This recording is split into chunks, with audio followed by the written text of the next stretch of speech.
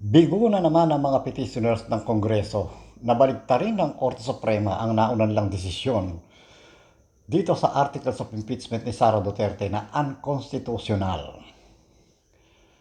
Sa pinakahuling ruling ng Korte Suprema, pinanindigan ng kataas-taasang hukuman ang kanilang naunang desisyon na unconstitutional itong Articles of Impeachment ni Sara Duterte. Nasusunod ang mga sinasabi ninyo dahil kayo ang nasa kataas-taasang hukuman.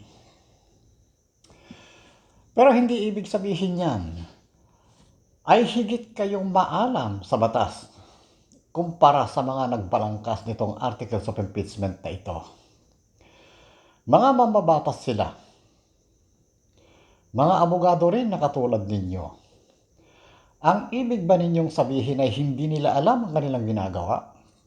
At hindi nila nauunawaan ang sinasabi ng konstitusyon? Sa posisyon lamang kayo nagkatalo. Korte Suprema kayo at Kongreso sila. Sa halip na magtagisan kayo ng talino sa batas, ay dapat binigyan na lamang ninyo ng pagkakataon nitong si Sara Duterte na linisin ang kanyang pangalan. Dahil balang araw ay gagamitin din ito laban sa inyo. I-impeach din kayo kapag iba na ang presidente.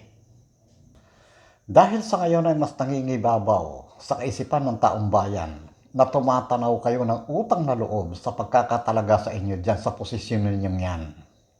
Dahil karamihan sa inyo ay itinalaga ni dating Pangulong Rodrigo Duterte.